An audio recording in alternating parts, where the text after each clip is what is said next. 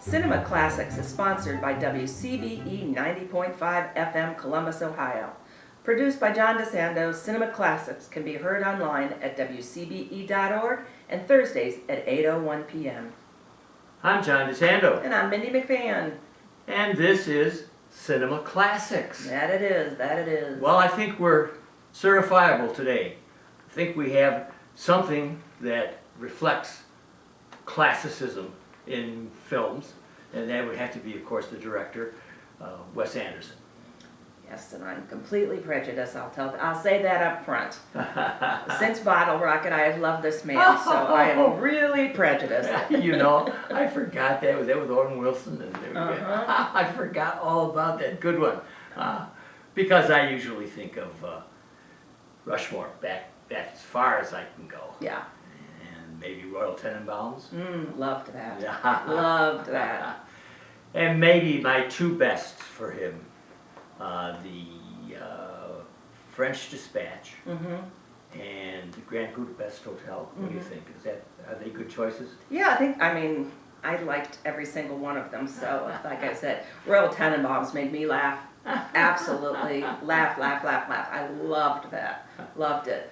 Loved the house in Bottle Rocket. Gosh, I loved that house. Well, Asteroid City is the name of the film we're doing today. It's Wes Anderson's newest one, and very distinctive. You can't miss it. Nope. Even if you're not a film buff, you've got to be curious as to who this guy is that nuts like us say. You must see him, you must enjoy him, and so on. Can you give me a thumbnail sketch of Asteroid City, Mindy? First of all, it's visually just captivating. It's absolutely beautiful, beautiful, beautiful, beautiful. And it is a play. The making of a play is kind of the background, which is in black and white, that this is a production.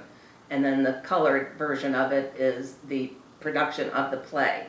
Although it's not like, it doesn't feel like Our Town, because it feels like more like they're producing a movie as opposed to a play. So that sounds a little confusing. It's not the least bit confusing. There's a TV show here somewhere in that mix as well.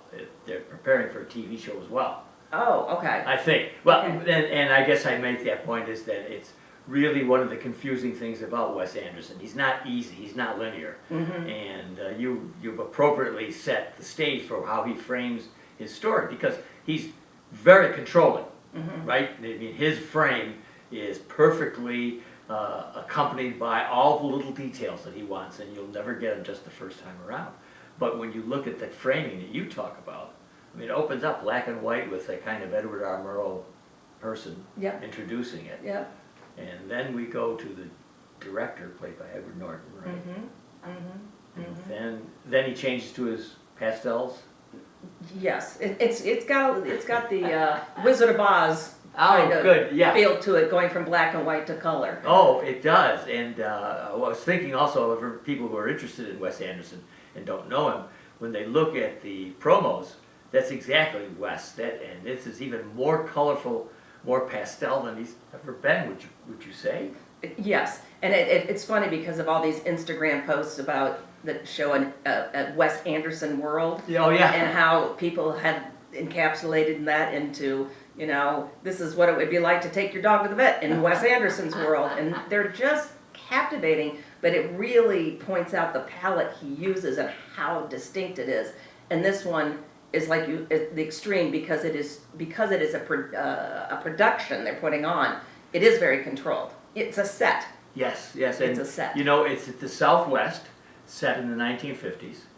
It evokes the UFO interest, mania, back at that time, and being set in the desert, probably somewhere in New Mexico, somewhere in that area. Whatever it's called. You're right, that Area 50 or whatever it is. Yeah, it's set down there, and it does. The coloring works for me because he saturates it so much that it's almost as if it's been out in that desert sun so long that it somehow affected the very coloring, which is more chalk-like, however, I don't know. As we're talking, I'm thinking of more adjectives. I'm trying to let people know you'll not see any color such as he has in this. No, it's like a painting. Yeah. It's like a painting. Now, so here we recommend Wes Anderson. we might recommend Asteroid City, and then people get into it and they're gonna say, what did you recommend to me? This is a hot mess. Is there anything, I mean, Mindy, does the plot make any sense to you at all? Well, I think it's really layered. I think this is, I don't know what the right adjective, more intense, I guess, than his other things. It's got some comedic moments, but there's so many political layers to this movie. The fact of when it takes place, the little atom bombs going off in the Yeah, desert. right, the background, now and then you'll get an explosion, and goodness gracious, that's an atom bomb test. Yeah, yeah. I mean, what I kept thinking of when I was watching it, as far as the layers go of how difficult life is, which is what I saw in it, is how difficult it is to navigate life, is that my father was always big on, everything was great when I was a kid.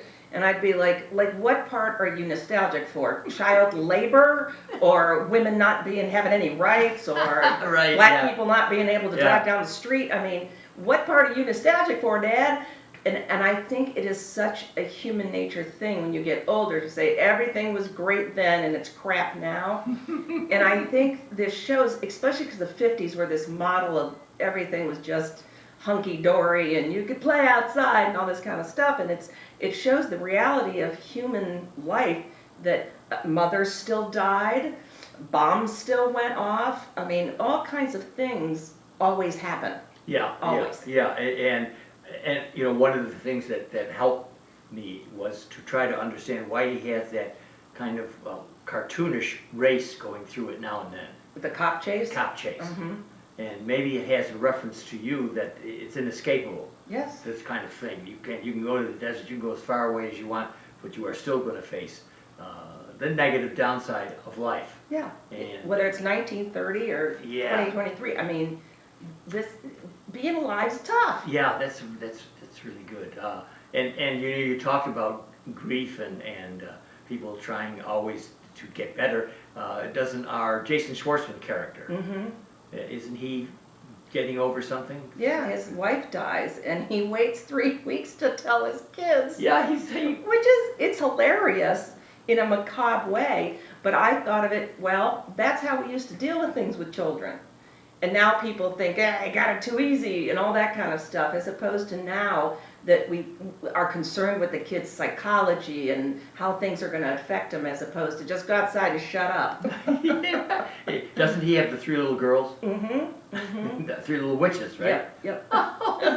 It's so cute. And his wife's ashes are in a Tupperware container. Yeah, right. Oh my God, I love that. Yeah.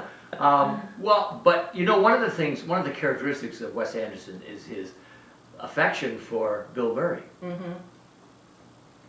What happened? I don't know. Bill Gus was busy. Don't know. I heard that, I mean, some of the trades reported on a sexual harassment charge Yep. against Bill. Yeah. And although I thought I heard Wes say it didn't bother him at all, or whatever, but we have his stand-in. My guess is Tom Hanks. Did you Yep. think? Yep. How does he do? I thought what I thought was wonderful about him is, I mean, he's larger than life times 10. Oh gosh, yeah. And he played this very small role and kept it small and Yes. very subtle. Yes. And I mean, he was just, I love when he tells his son-in-law, I never liked you, though. It made me laugh so hard. Oh yeah, yeah. And how many people haven't liked their son-in-law? Exactly. And this is very open Uh-huh. in front, and the son-in-law has to call him to rescue them because their car is broken down. Yep. And Hanks's character is carrying a gun right in his belt. Uh-huh. It's never Uh-huh. explained. No.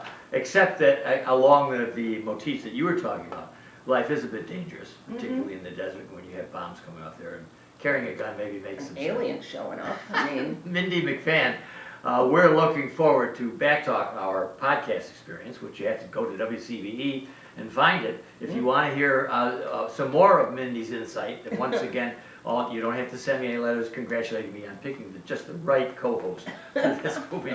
But anyway, Mindy, what do you suggest for Wes Anderson's Asteroid City for our audience? definitely go see it, get your tickets now. My kids in New York want to go see it and can't get tickets. Oh no! Yeah. Oh great!